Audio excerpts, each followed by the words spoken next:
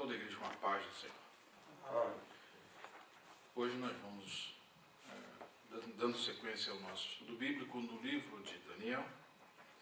E conforme nós falamos nas nossas lições anteriores, nós estamos estudando o período da história de Israel numa ordem cronológica, agora pós-exílico, ou seja, quando o exílio já acontece. Então, Daniel é um profeta que vai profetizar e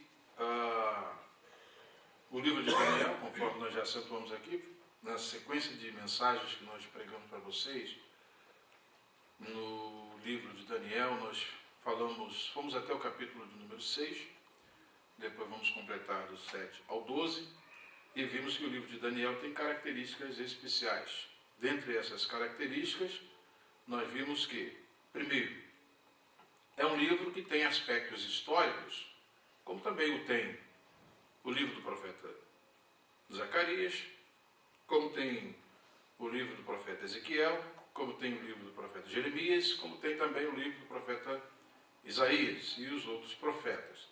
De modo que situar o profeta dentro do seu tempo é extremamente interessante e importante para nós entendermos a sua mensagem.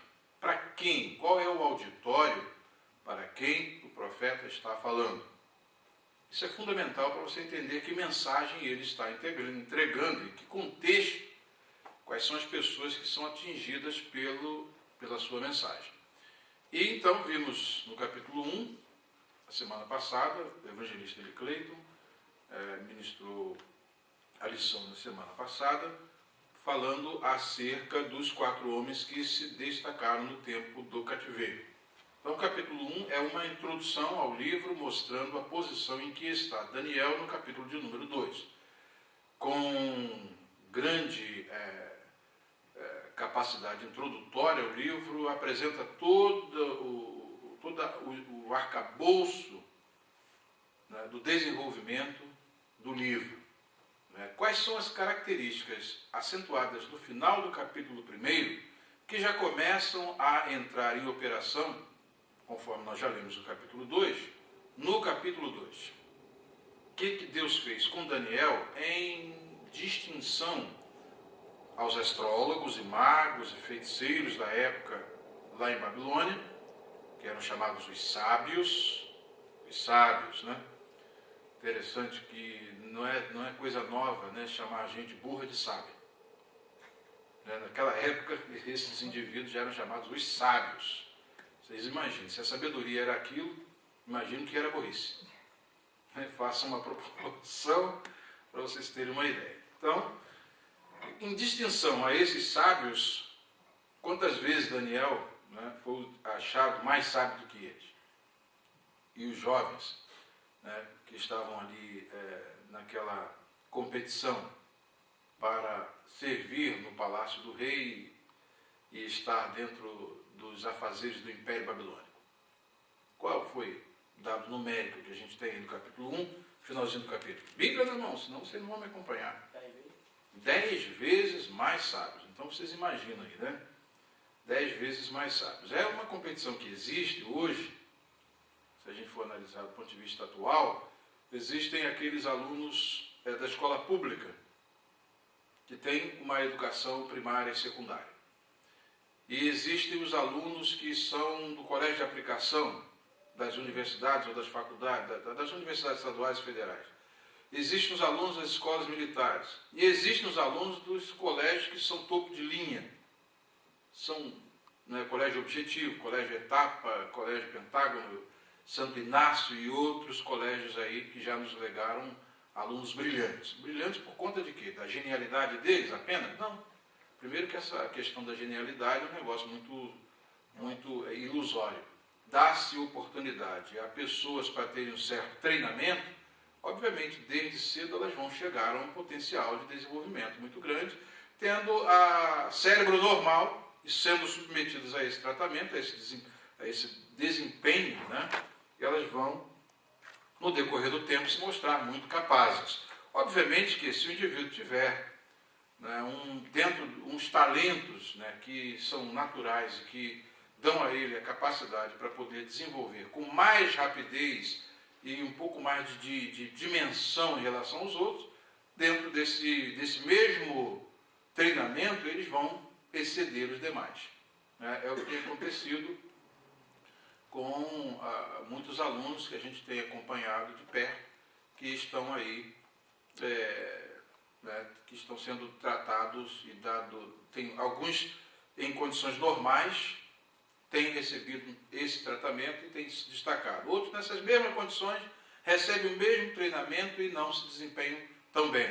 E outros não recebem, né? Isso aí já é a exceção da coisa. Não recebe treinamento algum, como aquele aleijadinho, né, de quem eu falei para vocês, né, que foi primeiro lugar na Olimpíada Brasileira de Matemática, de uma família muito pobre no Ceará, que estudava com os livros do irmão, porque, por ser paraplégico, não podia ir nem para a escola. E, no entanto, quando fui colocado para fazer o exame da Olimpíada Brasileira de Matemática, eu tirei em primeiro lugar a medalha de ouro. Daniel, obviamente, a gente percebe que esses moços, quando foram para lá, eles tinham um fator a mais. E esse fator a mais era exatamente a sabedoria e a abertura de mente que o próprio Deus deu a eles para aquelas missões específicas que eles iriam desenvolver.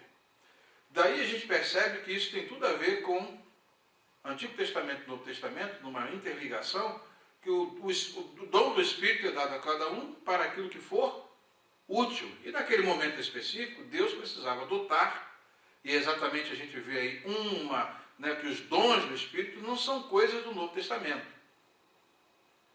Percebem que já vamos vendo quando a gente começa a ver a atuação de Deus na vida de José, na vida agora de Daniel, nós vemos que os dons do Espírito não são uma coisa nova, que surge no Novo Testamento.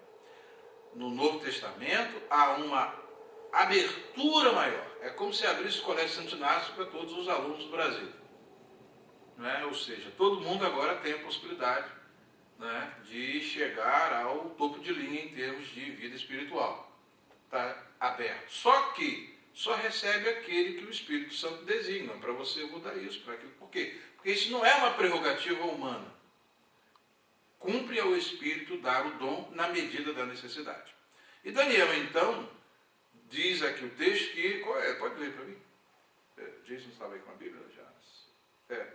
Tem aí? Os versículos 20 e 21. Os dois?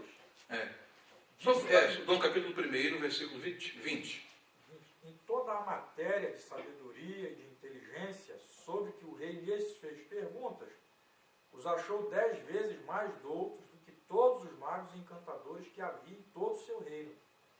Daniel continuou até o primeiro ano do rei Ciro. Agora o versículo 17, você observa bem, o versículo 17 mostra esse diferencial, até mesmo dentre os dotados, Misael, Ananias, Azarias e Daniel, dentre eles, 3 foram topo de linha e Daniel teve um quesito a mais.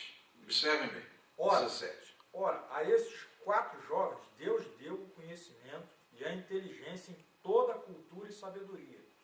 Mas a Daniel deu inteligência de todas as visões e sonhos. Perceberam bem? Então ele era, além de ter tudo quanto os outros tinham, tinha um diferencial. Entendimento em todas as visões e sonhos. Esse foi um quesito a mais que Daniel recebeu. Recebeu uma coisa a mais. Uma medida a mais na distribuição dos dons. E observa bem, é dom de Deus o que eles receberam? Conhecimento, capacidade de conhecer, de aprender. E quando se fala em ciência e sabedoria, a gente sabe que são 2 elementos que são interligados. Um está geralmente vinculado em saber a relação causa e efeito para poder fazer uma construção do conhecimento.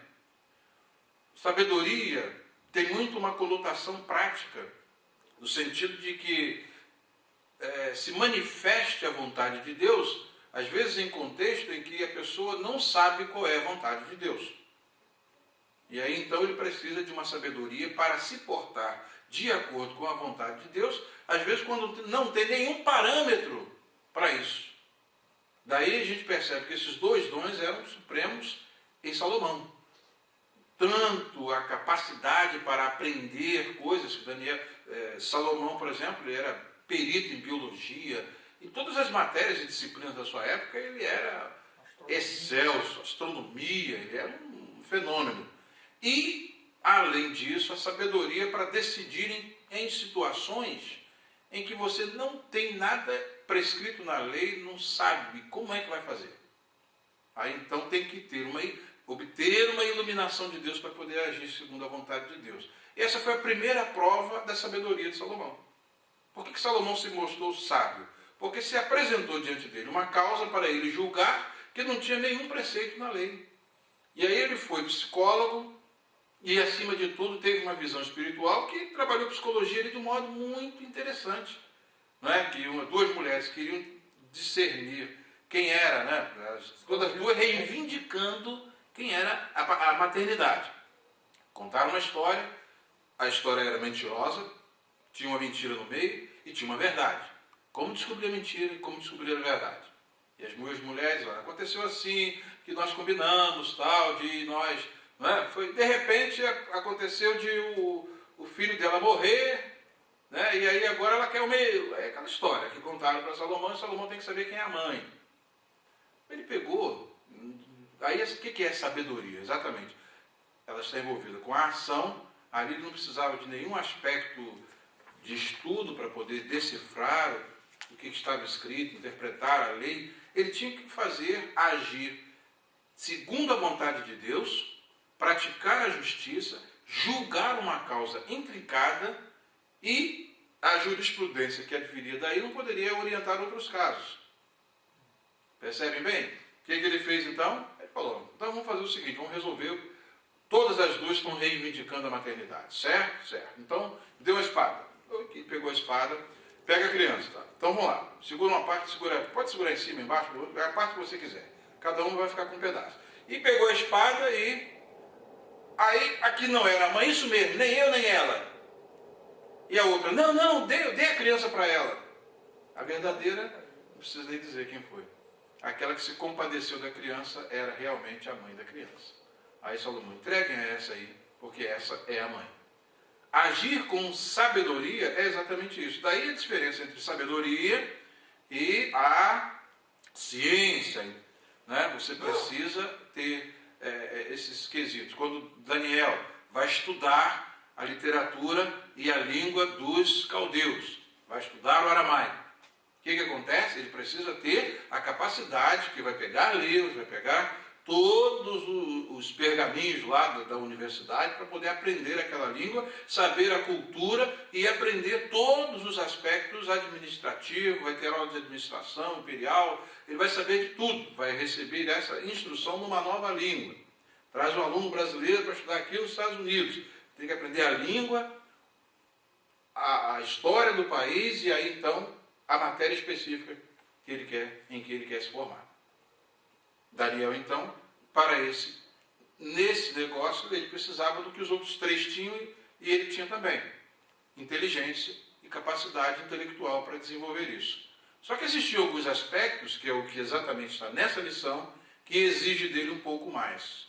E aí o entendimento em sonhos e visões vai começar a se desenrolar e aparece aqui nesse capítulo como sendo um elemento importante do ministério de Daniel. Então, o capítulo 2 fala sobre Daniel revelando e interpretando o sonho do rei Nabucodonosor, que, como vocês já conhecem a história, já sabem muito bem da história, já preguei sobre isso aqui detalhadamente, versículo por versículo, e já mostrei para vocês todo um panorama desses capítulos do 1 ao 6, vocês já estão PhDs aí, recebendo doutorado em Daniel, pelo menos até o versículo capítulo 6, vocês já podem receber o diploma, eu assino. Vocês estão bons mesmo no negócio. Mas vamos aí, colaborem. E por que ele revela e interpreta? Porque o que levou o rei Nabucodonosor a convocar os magos, os astrólogos, os caldeus, né, e os encantadores a vir à sua presença. O que foi? O sonho que o rei tinha tido e que ele ficou sobremaneira perturbado. Ele mesmo falou isso. Foi ele que falou. Então, observa bem que ele tem um sonho perturbador. Um sonho que... Passou-se-lhe o sonho, perdeu o sono. Ele perdeu, ficou com insônia. Ele ficou com isso. Está aqui, ó. O seu espírito se perturbou, ó, teve no segundo ano, não vinha no rei, vai ver que era jovem. No segundo ano do reinado de Nabucodonosor, teve este um sonho. O seu espírito se perturbou e passou-se-lhe o sono. E perdeu, ficou com insônia. Acabou o sono. Aí ele mandou chamar os magos, encantadores, feiticeiros, caldeus, para que declarassem ao rei quais lhe foram os sonhos. Eles vieram se apresentar diante do rei. O rei não só queria interpretação, ele queria que eles adivinhassem o que ele tinha sonhado. Exatamente. Tive um sonho que me perturba e quero saber o que significa. Bem, conta o sonho para nós. Qual é o sonho? Eu tive um sonho. Percebe bem, quando nós já apontamos aqui anteriormente, o que a gente percebe? Uma das coisas importantes que nós acentuamos como linha de análise da vida de Nabucodonosor. E Nabucodonosor era um escolhido de Deus com quem Deus estava começando a tratar. Então, para tratar Nabucodonosor, olha só o aspecto evangelístico do livro de Daniel. É um rei que vive no meio, né, a sua cosmovisão incorpora um panteão de deuses.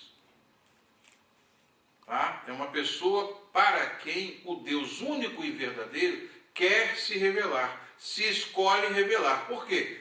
Porque Deus tem um projeto na vida de Nabucodonosor que serve, de certa maneira, como instrução a todas as gerações de poderosos do mundo. Saber que acima do poder humano está o poder divino. Acima do governo humano está o governo divino. E este sonho não é um sonho que, como qualquer um que a gente tenha, né, que ele teve muitos sonhos ao longo de sua vida, mas esse é um sonho especial. Ele perdeu o sonho, isso aí tem um sentido, tem alguma coisa. Porque o sonho era perturbador na sua macroestrutura. O sonho começa a revelar para Nabucodonosor que as coisas não estavam tão no controle dele como ele pensava. Ele viu uma coisa que chamou atenção. Outro aspecto importante do sonho, a maneira como Deus constrói a imagística do sonho para poder comunicar sentido. Especialista em semiótica, né? O nosso Deus sabe muito, né? Como lidar com as imagens para poder transmitir um recado, uma mensagem. Então Deus, quando dá esse sonho, Deus tem todo um propósito específico para poder mexer com o rei. Primeira coisa, mexer. Peraí, você... né, está numa posição, tudo bem, mas espera aí, aconteceu uma coisa extraordinária nesse sonho. E esse sonho teve um fim dramático. E eu quero saber o que é isso, o que isso significa.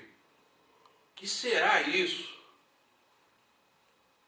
Não é? Nós podemos ficar com duas possibilidades em relação a ele não revelar o sonho. Primeiro, que é aquilo, né? Eu falo o sonho, aí eles vêm e me dizem que é isso, como é que eu vou dizer se é ou se não é? Ele não tem elementos para poder julgar se o sonho foi bem interpretado ou não, se ele declara. Ele falou isso. Se ele não declara, o que acontece? Aí, bem, eu estou pagando vocês estão no meu palácio, vocês comem minha comida, fico na universidade o tempo todo, só fazendo pesquisas e análise, dizem vocês que conhecem os astros, né? Toda a cosmovisão pagã, tudo aquilo que eles têm, vamos ver se esses instrumentos são suficientes para poder decodificar isso. Só que eu não vou dar o enigma, eu quero o enigma do sonho e quero a interpretação. Ele exige duas coisas que são praticamente impossíveis do ponto de vista humano. Como é que eu vou saber o que o Vanilson sonhou na noite passada E depois, agora, interpretar ainda o que ele sonhou. Se eu não sei nem o que ele sonhou. Não tem como, não. Percebem bem?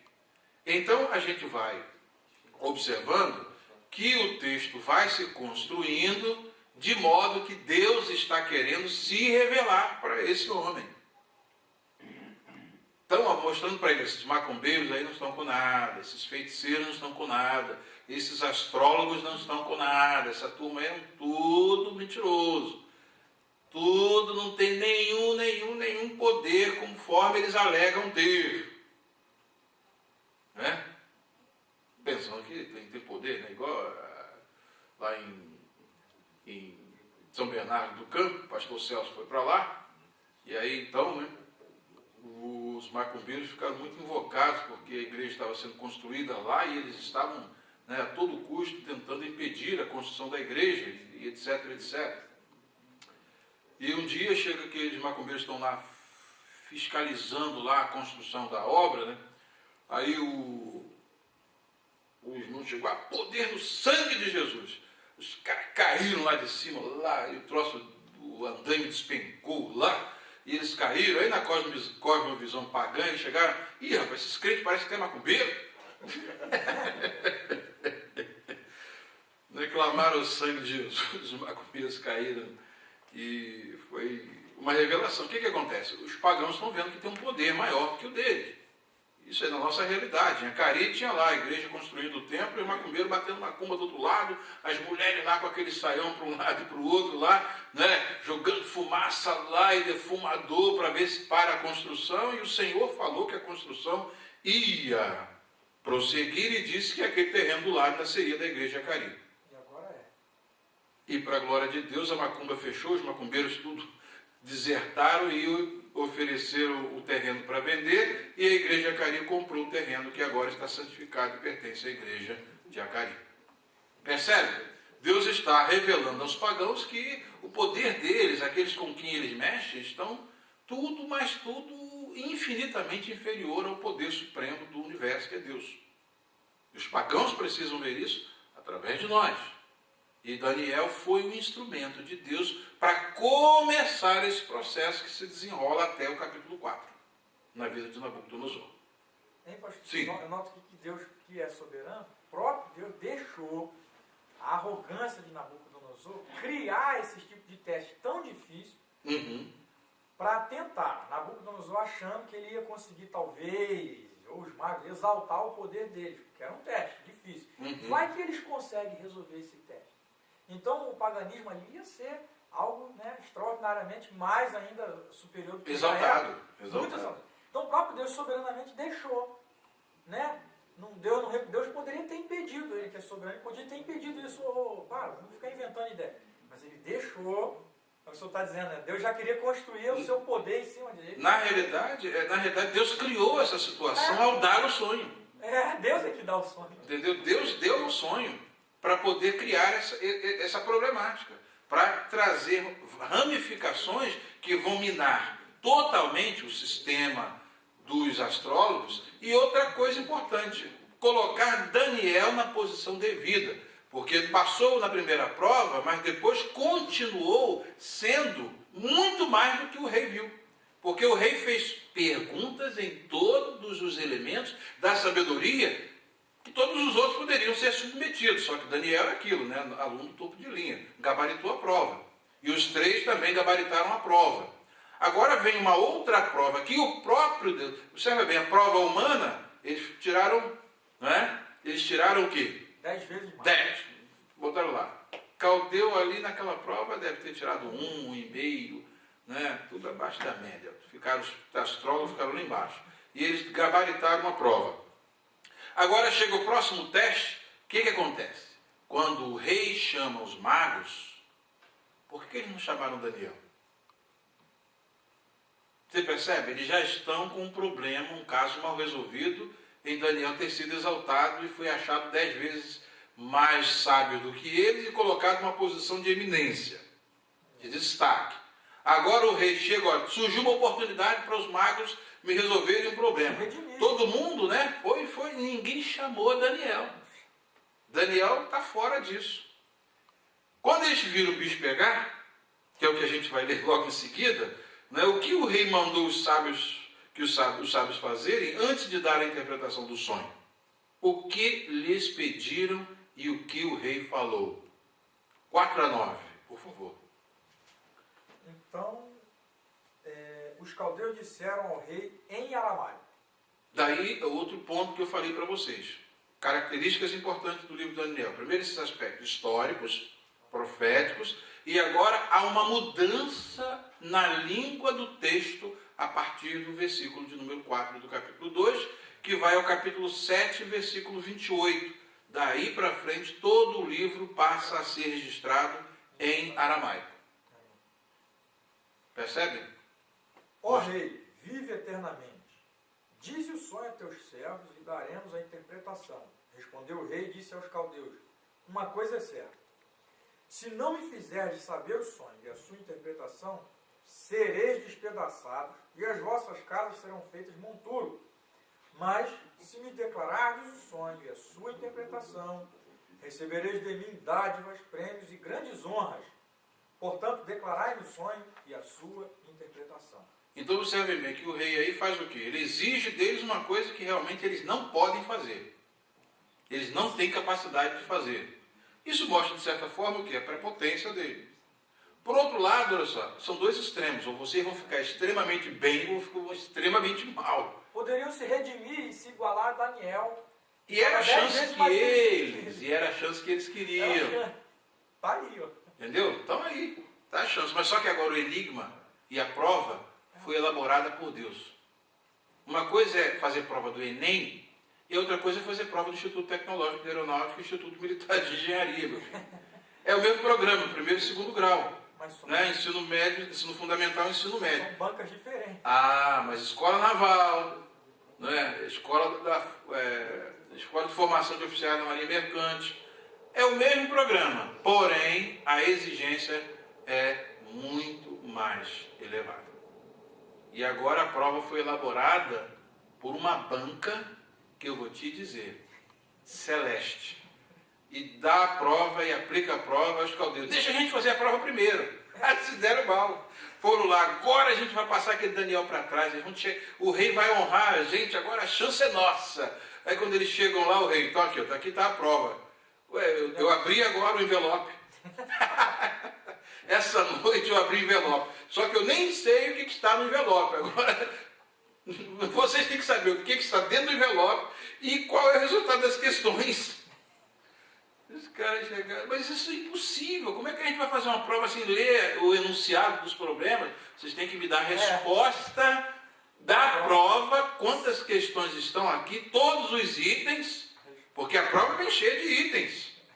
Não é? E eu quero o gabarito dessa prova. Sem ler a prova. Sem ler a prova. Se quiser. Aí eles, vai vendo até o 9. Prossegue. Aí responderam segunda vez. Estão insistindo aqui. Estão insistindo. Responderam segunda vez e disseram: diga ao rei o sonho a seus servos. Dá a prova, dá pelo menos a prova para a gente fazer, olha. E lhe daremos a interpretação. Aí a gente Fica vai. Convicção, né? Vamos resolver. Tornou o rei e disse: bem percebo que quereis ganhar tempo. Malandragem de porque vocês. vedes que o que eu disse está resolvido. Está Isto determinado é, isso. se não me fazeis saber o sonho, uma só sentença será a vossa.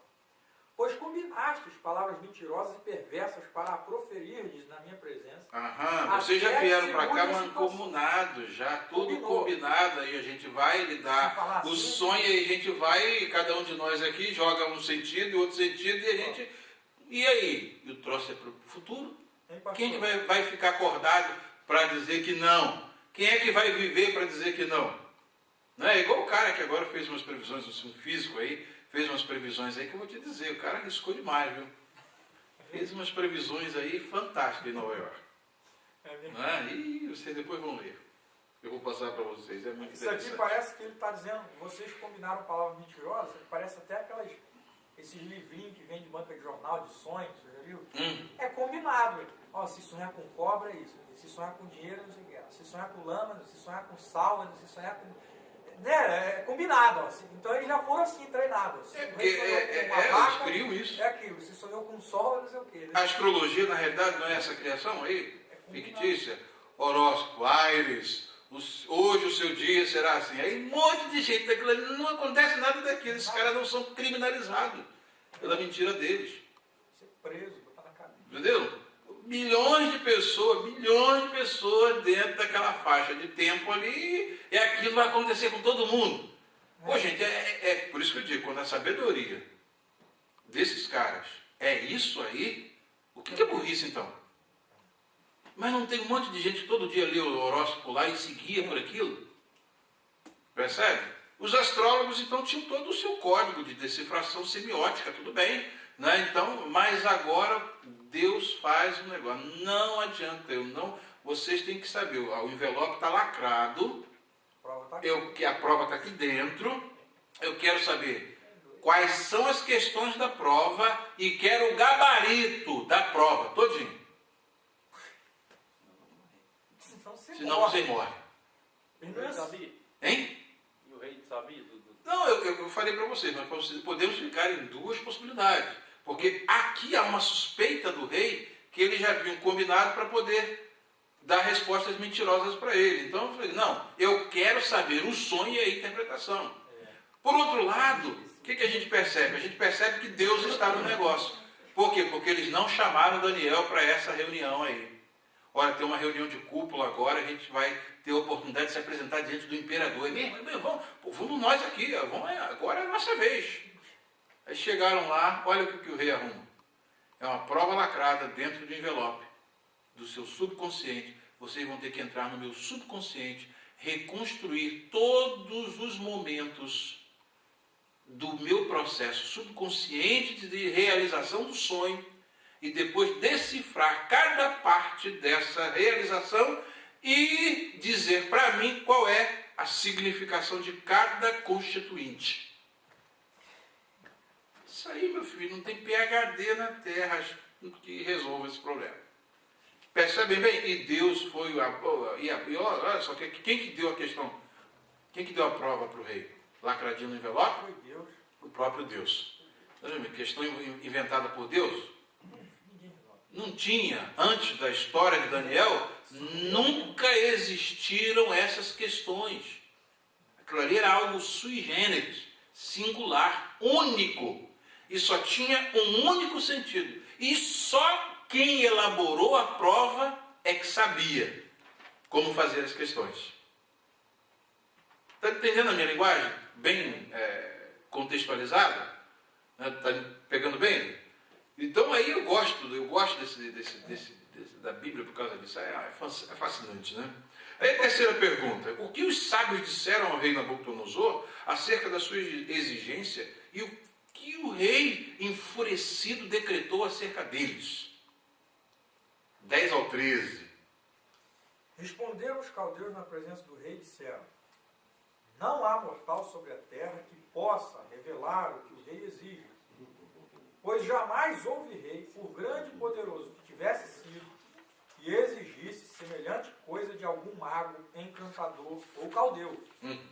A coisa que o rei exige é difícil, e ninguém há que a possa revelar diante do rei, senão os deuses. E estes não moram com os homens. Então o rei muito se irou e enfureceu, e ordenou que matassem a todos os sábios da Babilônia. Saiu o decreto segundo o qual deviam ser mortos os sábios, e buscaram a Daniel e os seus companheiros para que fossem mortos. Então, conspiração, esperteza vai ser punida com a morte. E eles estão numa situação que eles não têm saída. Eles citaram aqui, pastor, que nenhum rei, mesmo poderoso, tinha feito um teste desse. Eu aqui lembro de Faraó, lá no tempo de José, que também teve 2 sonhos dificílimos. Dados por Deus. A banca celeste que elaborou a prova, né? Só que Faraó ainda não foi tão arrogante como esse, porque ele contou os sonhos. Só que ninguém conseguiu dar interpretação. Perfeito. Exceto José, que também, por Deus...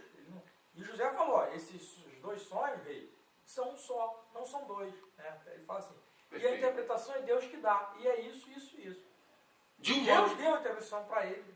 Exatamente. De forma extraordinária, né, de forma não humana, foi, né, extraordinária. Revelatória, é o Revelação mesmo, dom mesmo de Deus. discernir sonhos e Aqui a enigmas. prova, parece até uma progressão, né? A Uhum. prova ficou mais difícil, porque o sonho não tinha sido contado e também era dado por Deus, e a interpretação também dependia de Deus. E Deus vai E aqui- desconstruir todo o poder dos astrólogos.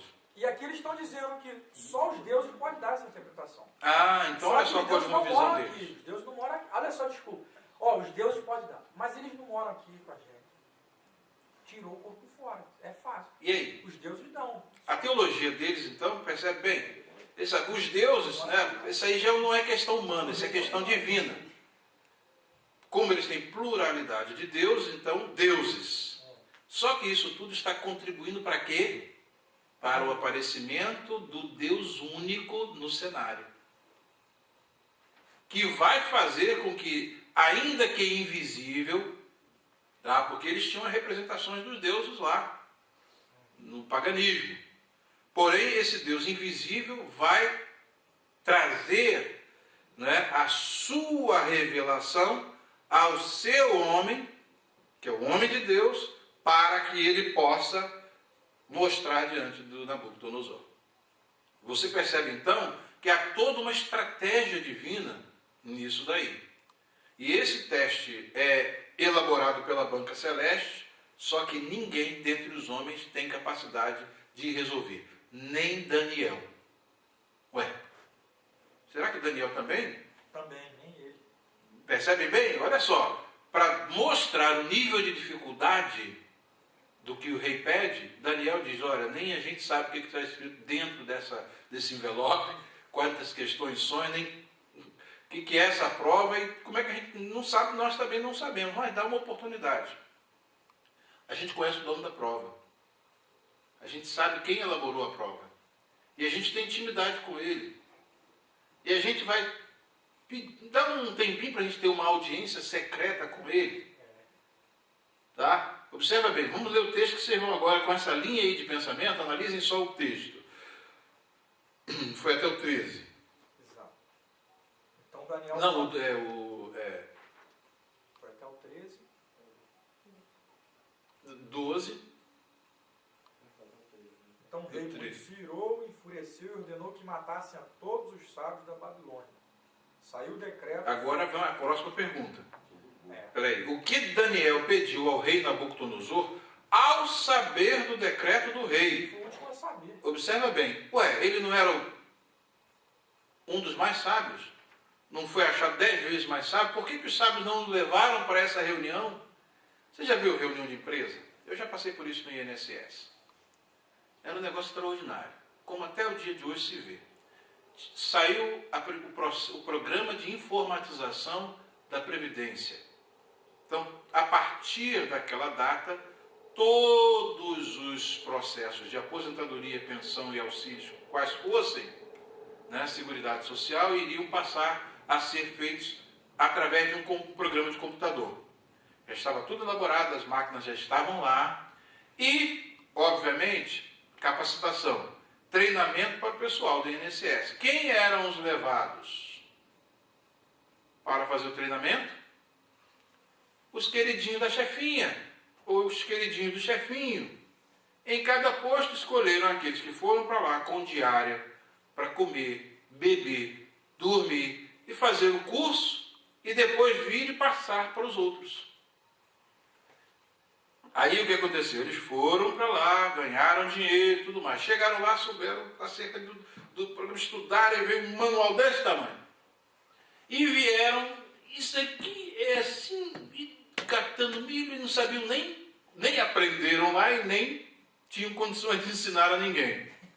Aí o manual é espalhado na sessão, aí eu pego o manual. Pego o manual e faço assim, ó, leitura dinâmica. Opa. Pronto, já sei.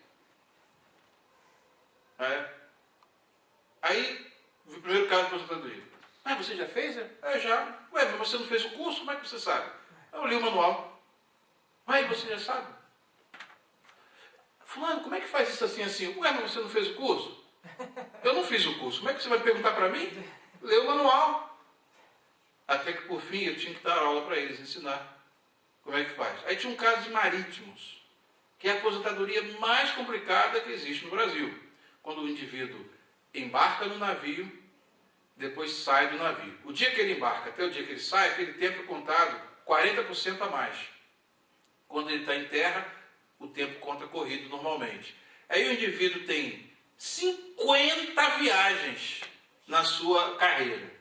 Aí tem que contar aquilo tudo, fazer a subtração do dia de saída, do dia de entrada, e depois os dias embarcados, multiplicar tudo aquilo por 40%, dá uma conta complexa, e nem no computador ele não sabia lançar isso. Conclusão, especialista em marítimos era o Fabiano.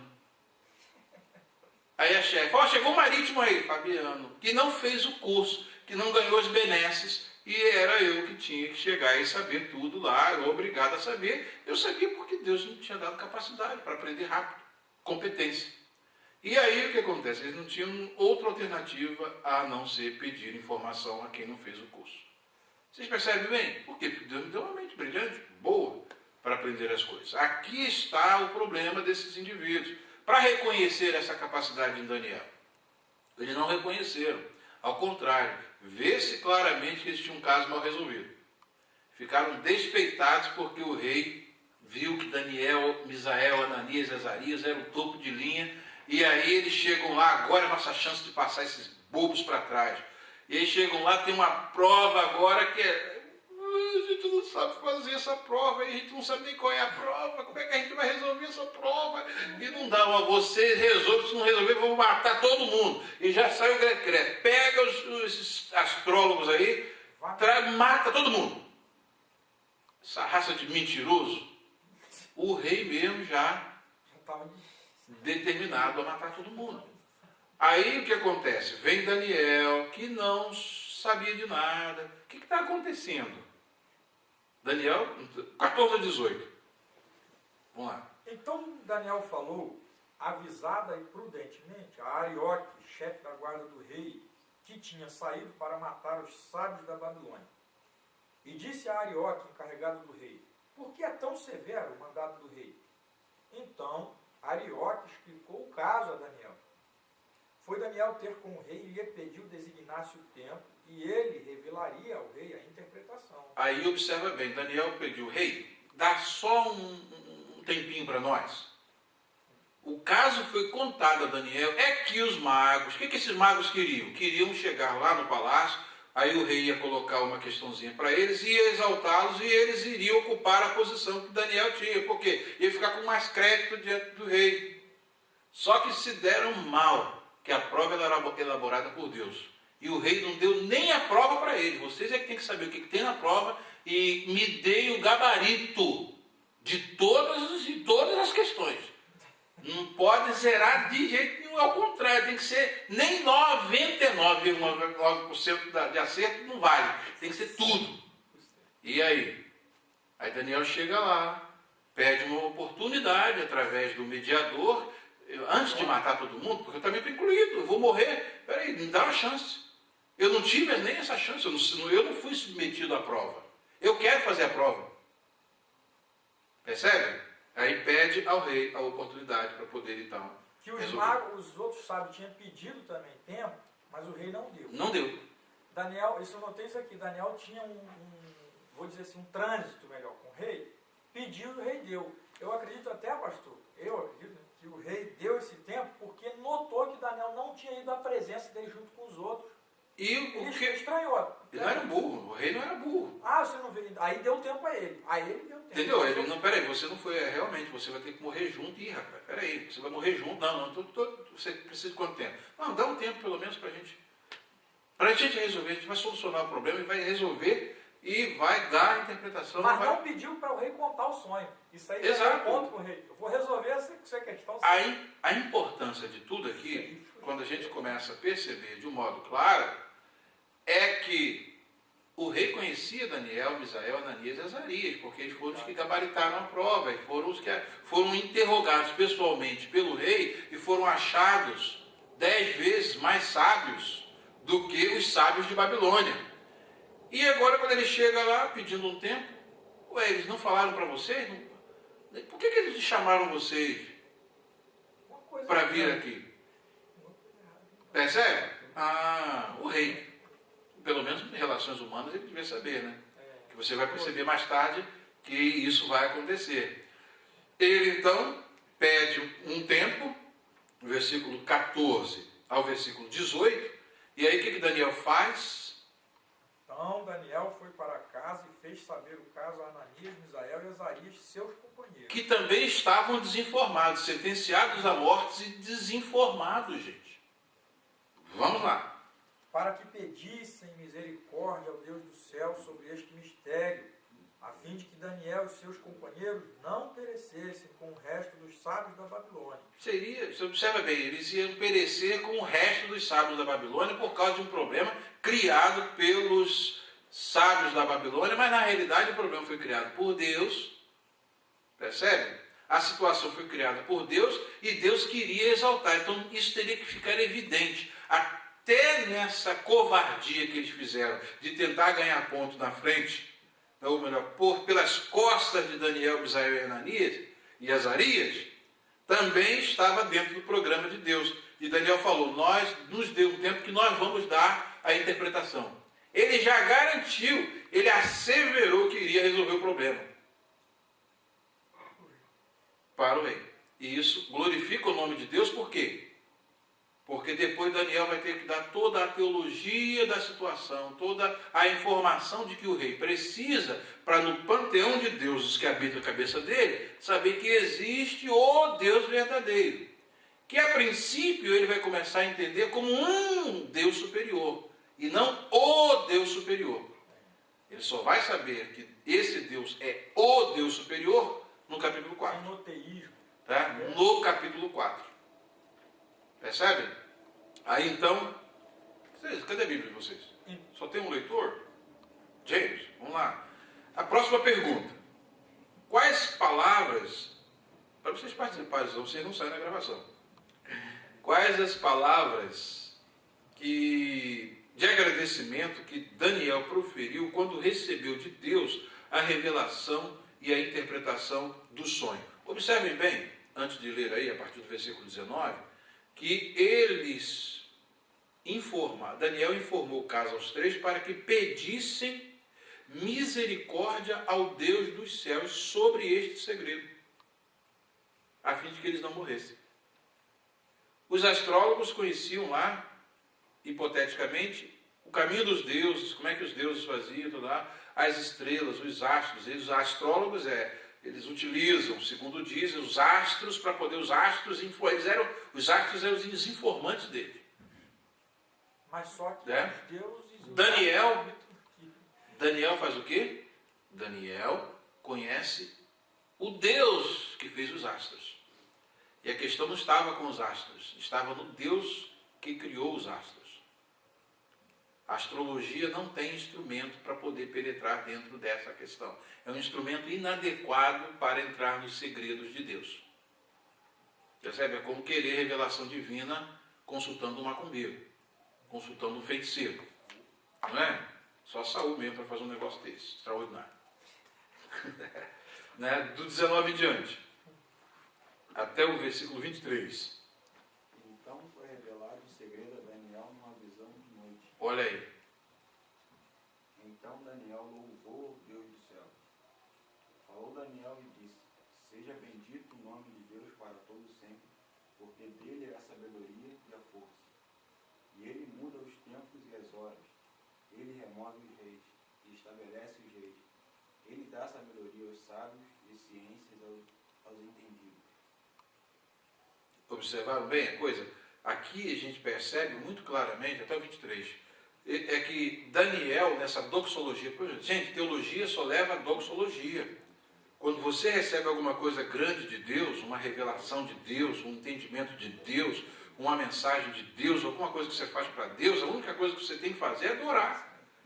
E Daniel, nessa doxologia, ele resume tudo, já está em consonância com o conteúdo do sonho, a doxologia dele. Mostrando que Deus é aquele soberano. Né? Aí a gente vai compreender a soberania de Deus na história. Deus coloca reis no poder e Deus, olha que isso aí é importante que eu vou dizer. Isso é importante. Deus coloca reis no poder e Deus tira reis do poder. O PT precisa ouvir isso. Deus coloca homens no poder, ainda que sejam um fracasso, indignos, mas Deus também tira do poder. É exatamente isso que o PT precisa ouvir. A melhor mensagem. Por quê? Porque eles pensam que ninguém vai tirá-los do poder. Eles pensam que eles saem através do voto. Se não sai através do voto, sai no caixão. Mas que sai, sai. Pensam que eles vão perpetuar. O povo de Deus orando acaba com esse reinado maligno do PT, que quer calar a boca dos homens de Deus, quer calar a boca dos servos de Deus, porque não pode mais falar contra uma classe privilegiada dentre toda a sociedade que agora é intocável. É sacrossanta os homossexuais. É uma classe sacrossanta que ninguém pode falar. Pode falar mal de mim. Me xinguem, me batem, zombem da minha Bíblia, não tem problema. Zombem da minha mensagem, não tem problema. Falou contra os homossexuais, aí pronto, você é homofóbico. Você vai ser enquadrado na lei de homofobia. Mas onde está essa lei? Em que código? Não existe lei de homofobia e estão querendo enquadrar as pessoas em lei de homofobia. E o que é homofobia? É ódio contra os homossexuais. E quando é que os evangélicos vão ter ódio contra os homossexuais? Quando é que os padres vão ter ódio dos homossexuais? Se sabe que eles são miseráveis, pobres, desgraçados e espiritualmente nus, que se morrerem nessa condição vão para o inferno. Como é que a gente vai ter ódio desse pessoal? A gente vai ter pena desse pessoal. E mostrar para eles como qualquer pecador. Tanto para eles, como senadores ladrões, deputados ladrões. Nós vamos simplesmente pregar o mesmo evangelho que vai pregar para o homossexual. Que ele precisa deixar aquela vida, porque isso desagrada a Deus, porque isso é contra a vontade de Deus, fere os princípios de Deus, e um dia eles vão estar diante de Deus para prestar conta. E se morrerem nessa condição, estão condenados, segundo a palavra de Deus diz, isso não é julgamento meu, estão condenados ao inferno. Como todo ladrão, senador ladrão também vai para o inferno, deputado ladrão vai para o inferno, do Ministério Público, que é ladrão, safado, sem vergonha, vai para o inferno. Do Supremo Tribunal Federal, transgrediu a lei de Deus, todos vão ter que comparecer perante o tribunal de Jesus Cristo. Não é sobre o Supremo Tribunal Federal, não. É o Supremo Tribunal Celestial. Ali vão ser julgados os reis, vão ser julgados os poderosos, os pobres, os ricos. Todos vão comparecer perante o tribunal e toda a língua confessará que Jesus Cristo é o Senhor. Se não confessou Jesus na história como seu Senhor e Salvador, o lago de fogo e enxofre está escrito na Bíblia. Isso precisa ficar registrado. Aguarda esse pessoal todo. Então a gente vai ter ódio desse pessoal? Nessa desgraça que eles estão? Não faz sentido dizer que a gente tem ódio desse pessoal. A gente tem pena desse pessoal. E é por isso que nós gastamos dinheiro para poder ir para a mídia, para pregar para esse pessoal se arrepender. Não é só os homossexuais, é todos os pecadores precisam se arrepender. Para poder crer em Jesus Cristo, naquele sacrifício que ele fez lá na cruz. E só através daquele sacrifício é que podem receber o perdão dos pecados e a salvação. Isso não é só para o homossexual. Isso é para todos, indiferentemente. Não é? Isso é para todos. E é exatamente por isso que aqui no mês de julho, nós aqui sentados nessa cadeira aqui, nós falamos uma coisa, depois à noite no púlpito aqui, nós falamos aqui, a gente não tem que ter ódio do Lula, a gente tem que ter pena dele. Quando ele chega e diz que as palavras de Jesus são bobeira, são besteira, ele simplesmente está falando, não é a palavra do pastor Fabiano Antônio Ferreira, vou dar meu nome completo, Fabiano Antônio Ferreira, ele não está falando contra a minha palavra, eu falei para vocês, ele está falando contra a palavra do Deus Todo-Poderoso, e a mão já vai estar na parede. A mão já está escrevendo na parede, eu falei para vocês, hoje está canceroso, esse lado começando a cuidar de câncer, que se bobear vai levá-lo à sepultura. Se ele não se arrepender, pode se arrepender e ser curado, mas pode continuar na sua impenitência, programando coisas contra os evangélicos, contra os cristãos, na surdina e agora descaradamente, para poder calar a nossa boca, E, no entanto, não adianta, porque lutar conosco é mexer com a menina dos olhos de Deus. E eles não sabem que eles não podem nos calar. Não tem jeito, eles sabem que a única ameaça para eles somos nós, que cremos na Bíblia e que falamos contra o pecado. O pecado, o pecador, nós temos dó do pecador. O pecador está numa situação miserável. Está como disse Jonathan Edwards, né? Vocês estão aqui, ó, é como uma aranha que tem um fogo embaixo, ela está agarrada por um fio, por uma teia. Se esse fio se romper, que é a morte, já foi para o espaço, vão se queimar. Pecadores nas mãos de um Deus irado, eles não sabem. Penso que o Malafaia está irado, não, o Malafaia é daquele jeito mesmo. Eles têm que ver o Deus do Malafaia irado. O Deus do Malafaia irado é problema sério. O Deus do pastor Fabiano irado, com essas injustiças e com essas coisas, aí é que eles vão ver como é que o negócio, como é que se escreve, né? Como é que se escreve a sentença como pecado. Ele pode escolher o aramaico e dizer lá, ó, PT, Mene, Tekel, Ufarsim. Pesado foste na balança e achado em falta. Dividido foi o teu reino e entregue aos medos e dos persas. Deus tira o PT do poder e bota um crente no poder. Deus bota uma pessoa temente no poder. Já aconteceu comigo, gente. Já contei para vocês. Tinha uma chefe lá que queria perseguir a gente porque a gente era crente, pensava que a gente era bobo, pensava que a gente era besta, pensava que a gente era indefeso, e porque ela estava acobertada pelo juiz, e que podia fazer o que queria de nós. No dia que nós dobramos o nosso joelho dentro lá do nosso trabalho, ela foi demitida. Alguém maior que o juiz mandou ela embora, e botou uma serva de Deus no lugar dela para ser chefe da sessão. Por quê? Porque nós dobramos o nosso joelho e nós falamos com o nosso Deus. O problema maior dos governantes do mundo é que nós conhecemos o Supremo Tribunal Celestial. É de lá que vem o julgamento. E é de lá que vem a sentença. Então, se existe um povo perigoso na terra, é o povo de Deus. E mexeu com o povo de Deus, mexeu com a menina dos olhos de Deus. E pensam que vão calar nossa boca. Homossexual vai calar nossa boca? Nem homossexual vai calar nossa boca. Nem Ministério Público. Porque não adianta. Bota esse monte de crente na prisão e vão continuar pregando. Só se a nossa sentença será a gente ficar muda. A gente vai aprender linguagem de sinal e vai pregar o Evangelho. Não tem jeito para segurar a gente. Não dá, que o Espírito de Deus que está em nós, né, que é o Espírito de Deus que está aqui em Daniel, que a gente vai ver uma coisa impressionante. Ele começa a descobrir, Nabucodonosor, o imperador, começa a descobrir que tem alguém mais forte do que ele, que tem um Deus poderoso na história. E o Lula teve que falar essa bobagem para poder aprender que tem um Deus no céu, que pode deixar ele mudo, como sequela ele ficar mudo, e depois ir para o caixão, e extinguir PT do Brasil, para sempre e sempre e sempre. Essa é a mensagem, que o reino de Deus vai se estabelecer. Não adianta brigar com a gente, pode matar, já mataram cristãos à vontade, prenderam, e não adiantou. Por quê? Porque se pudessem matar o nosso Deus, aí sim. Mas não podem matar o nosso Deus, então não adianta. Não tem poderoso que faz calar a nossa boca.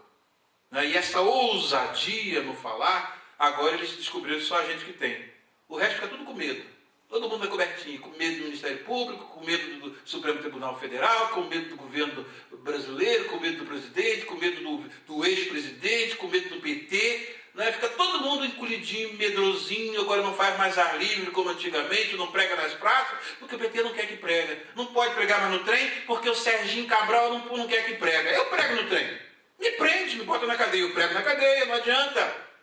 E tem um Deus que tirou Pedro da prisão, que manda o seu anjo me tira da cadeia, porque ele falou que nós estaremos pregando numa praça e eles vão matar a gente. Eles vão matar a gente. Mas vai matar, e o Senhor falou, e vós serei ressuscitados, e quando eles virem, e já estão pregando na outra praça. Mataram a gente na Praça Tiradentes, a gente já está na Praça 15 pregando. Ué, mas não é o mesmo pregador? Não adianta, que ninguém vai segurar a gente. Para que Deus levantou uma obra poderosa nessa terra? Para fazer essa diferença. Agora é a nossa vez. Entendeu? E agora é a vez de todos aqueles que realmente são sinceros. Quero ver se esses falsos apóstolos aí, esses falsos bispos vão encarar isso. Entendeu? Hoje já tem católico aí que estão com muito mais fibra moral, com muito mais competência para o ministério, do que muitos falsos pastores aí que estão aí só querendo ganhar dinheiro. E eu louvo a Deus por isso. Por quê? Porque esses homens não têm medo de morrer. Eles não têm nada a perder. Os outros têm a perder.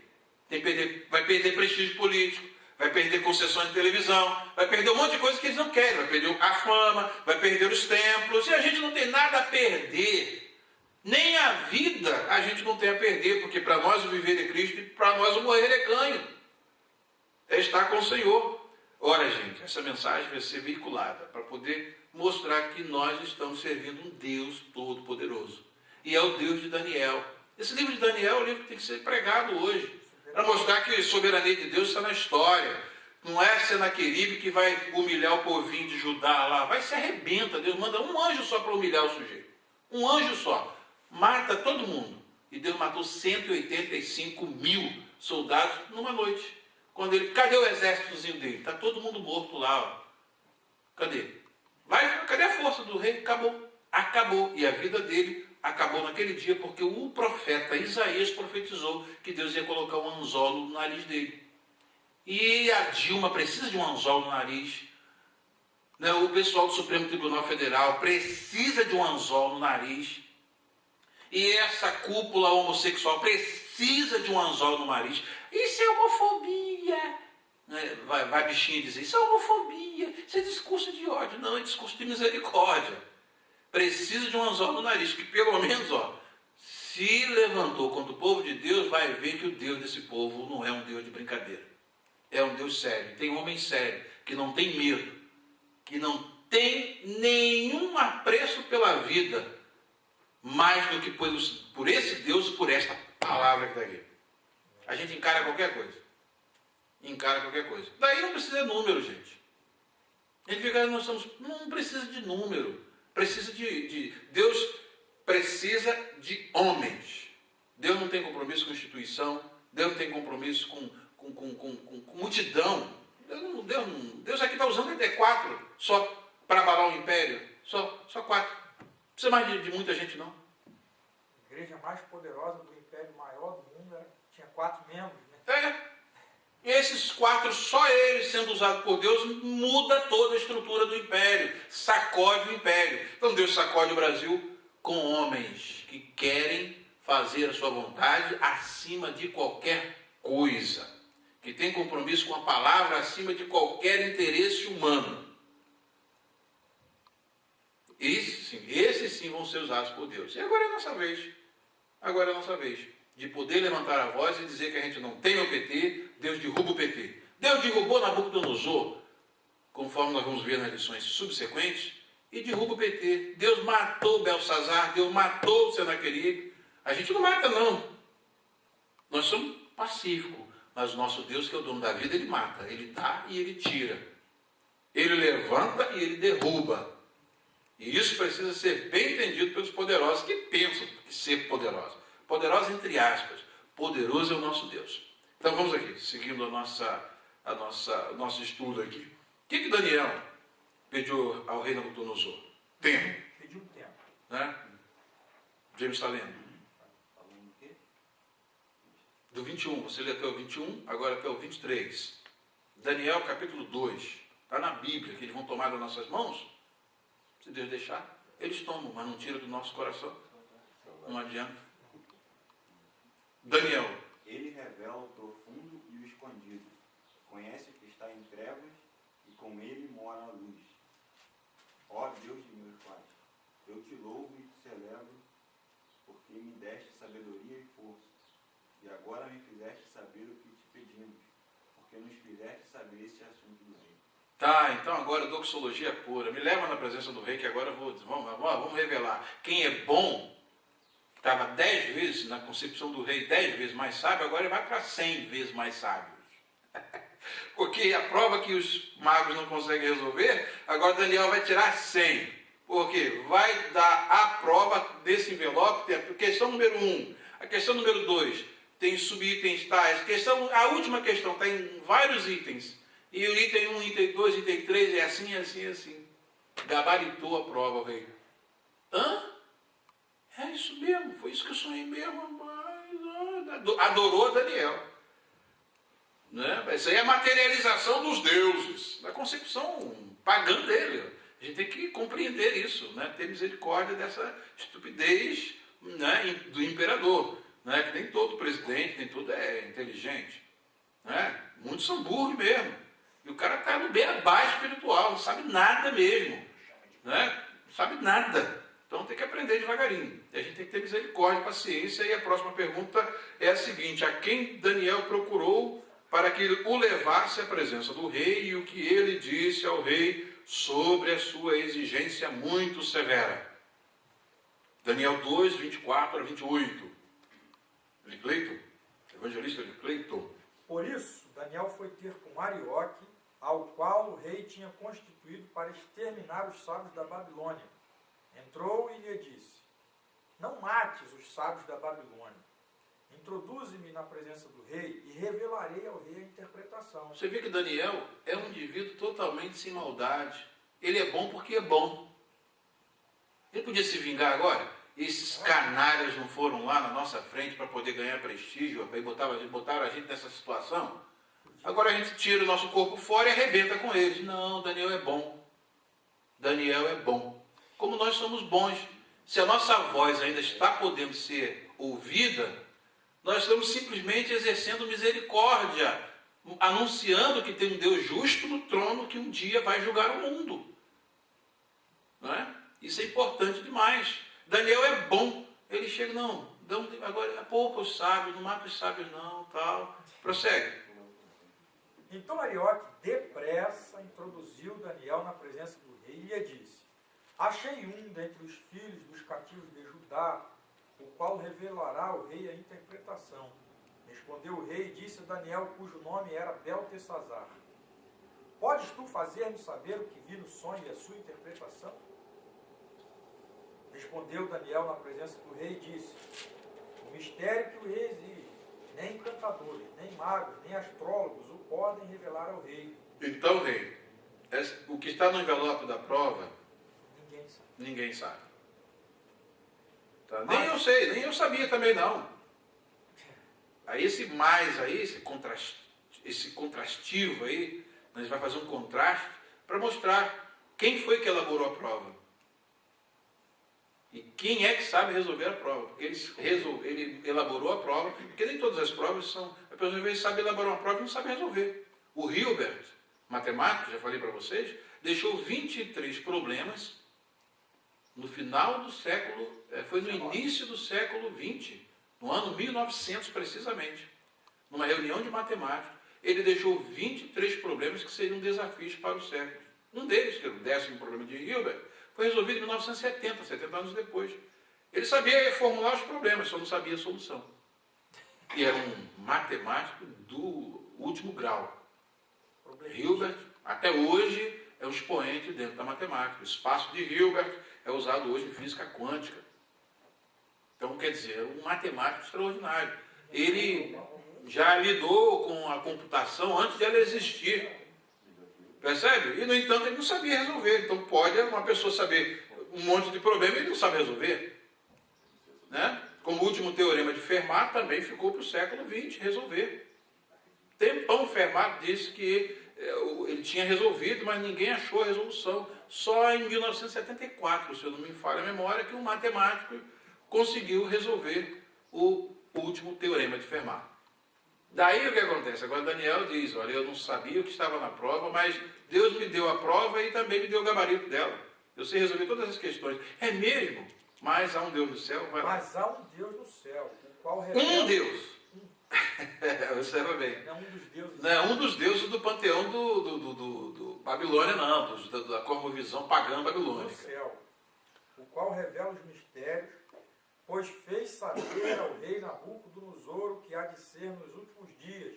Os teus sonhos e as visões da tua cabeça, quando estavas no teu leito, são estas. Estando tu, ó rei, no teu leito, surgiram-te pensamentos a respeito do que há de ser depois disto. Aquele, pois, que revela mistérios, te revelou o que há de ser.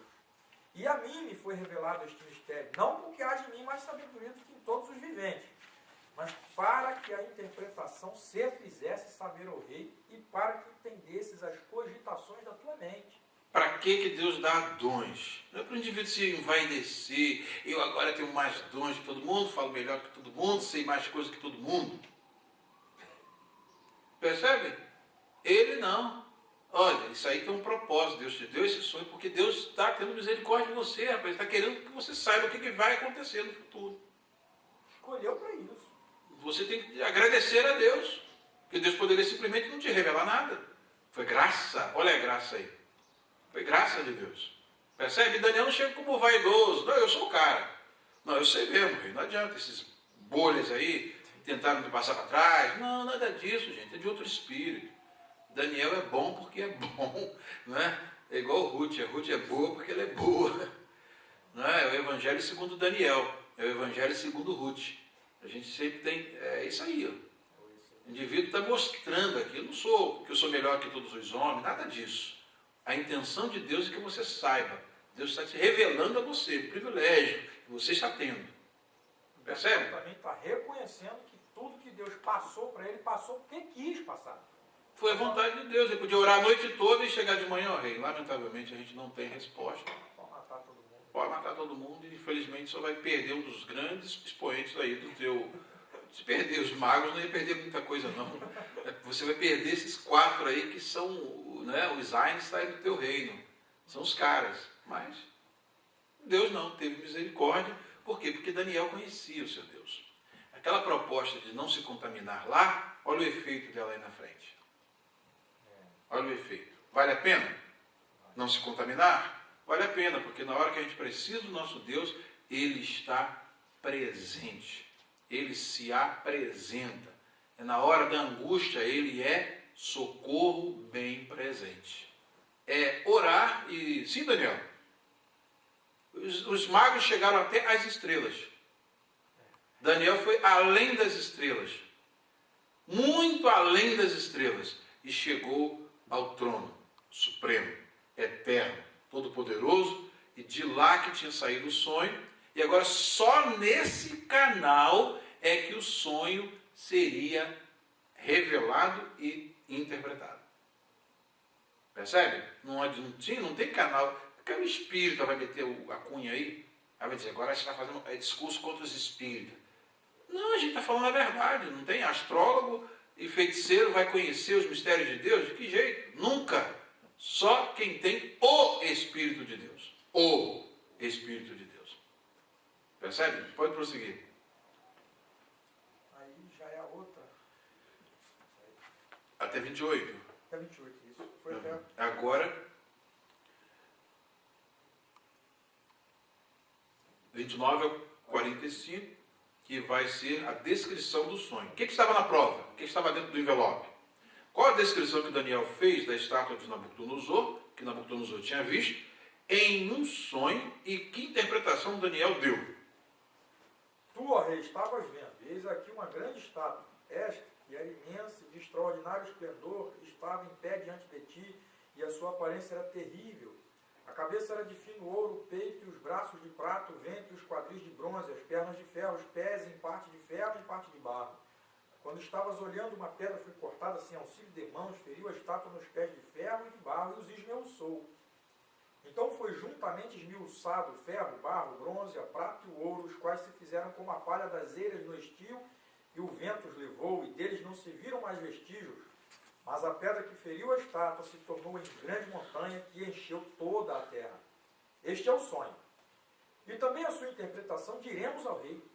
Tu, ó rei, rei de reis, a quem o Deus do céu conferiu o reino, o poder, a força e a glória, a cujas mãos foram entregues os filhos dos homens, onde quer que eles habitem, os animais do campo e as aves do céu, para que dominasses sobre todos eles. Observa bem que a origem do poder humano, qualquer rei, a origem do poder humano está no poder de quem? De Deus. Quem deu? Quem colocou Nabucodonosor na posição? A ti foi dado, Deus te constituiu, tu és rei de reis. Por quê? Porque ele era rei de reis. Não é? Por quê? Porque um império é um conglomerado de reinos. né? Quando se estabelece o império, quando se estabeleceu o Império Babilônico, ele foi o que? A confluência e a conjunção de todos os reinos que existiam.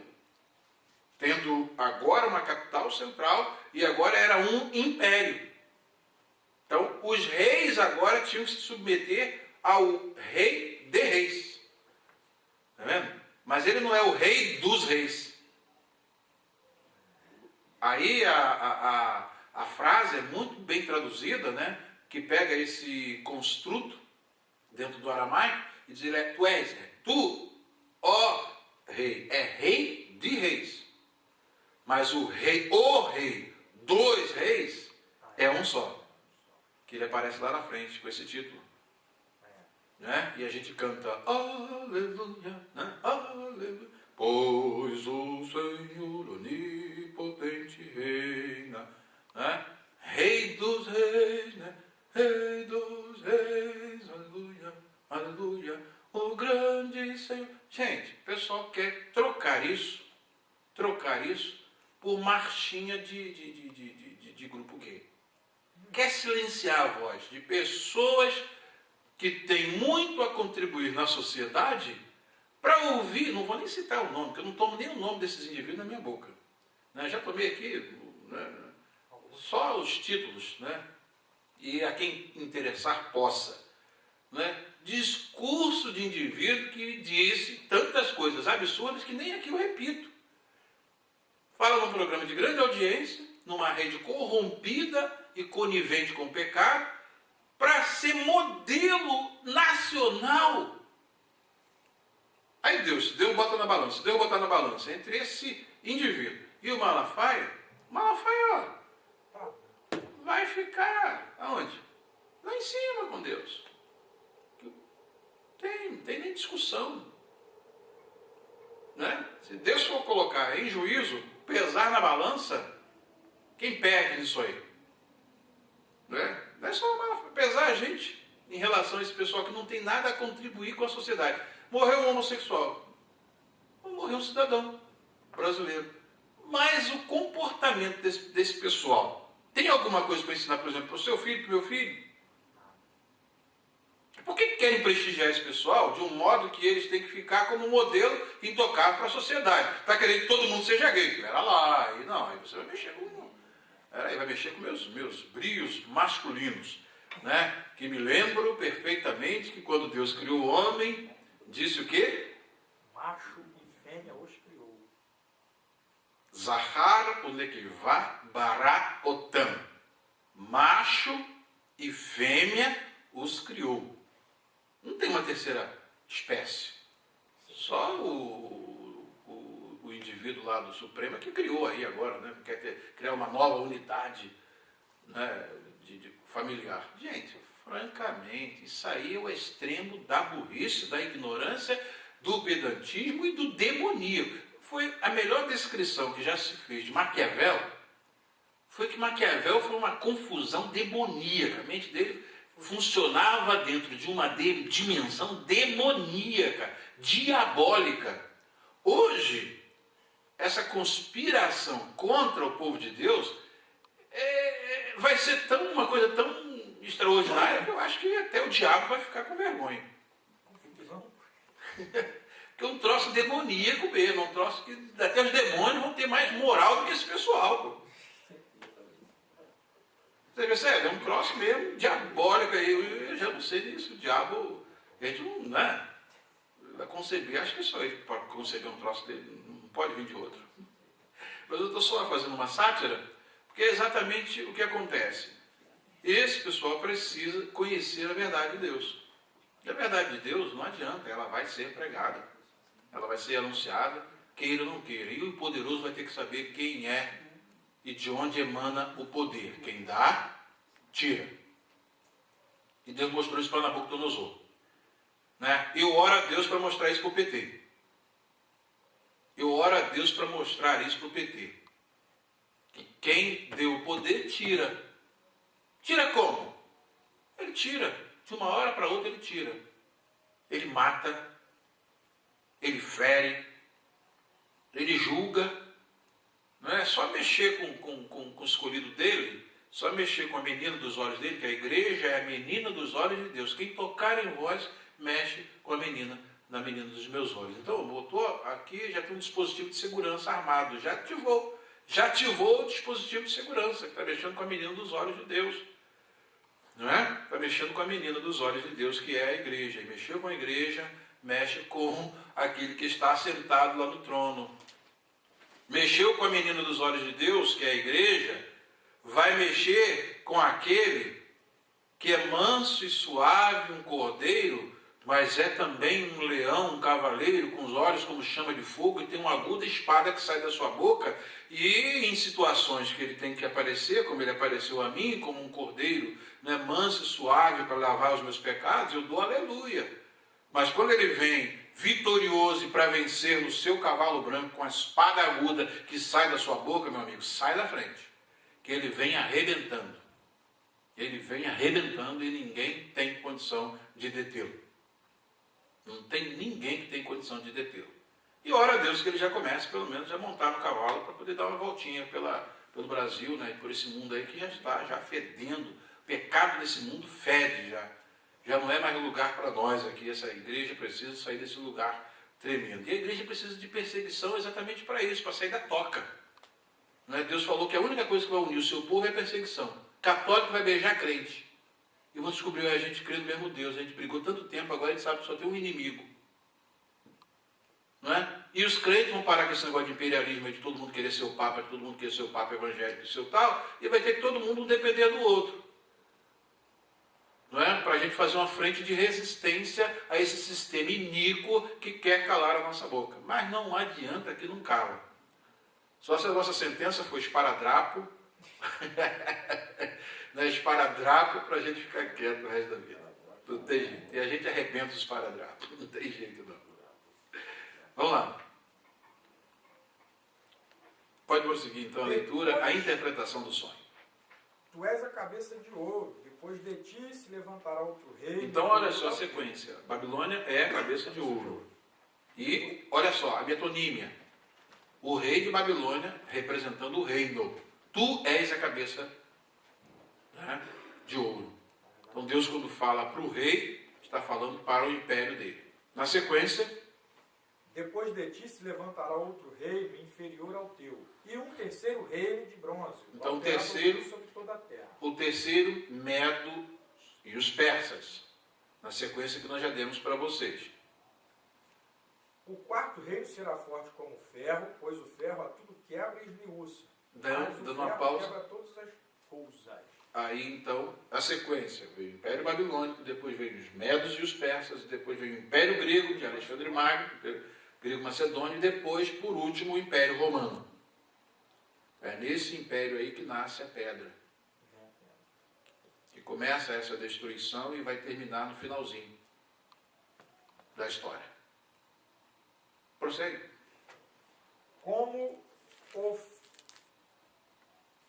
Pois o ferro a tudo quebra e esmiuça. Como o ferro quebra todas as coisas, assim ele fará em pedaços e esmiuçará. Quanto ao que viste dos pés e dos artelhos em parte de barro, de oleiro e em parte de ferro, será esse um reino dividido. Contudo, haverá nele alguma coisa da firmeza do ferro, pois que viste o ferro misturado com barro de lodo. Como os artelhos dos pés eram em parte de ferro e em parte de barro, assim por uma parte o reino será forte, por outra será frágil. Quanto ao que viste do ferro misturado com barro de lodo, misturar-se-ão mediante casamento, mas não se ligarão um ao outro, assim como o ferro não se mistura com o barro. Mas nos dias destes reis, o Deus do céu suscitará um reino que não será jamais destruído. Esse reino não passará a outro povo. Esmiuçará e consumirá todos estes reinos, mas ele mesmo subsistirá para sempre. Como viste que do monte foi cortada uma pedra sem auxílio de mãos, e ela esmiuçou o ferro, o bronze, o barro, a prata e o ouro, o grande Deus fez saber ao rei o que há de ser futuramente. Certo é o sonho e fiel a sua interpretação.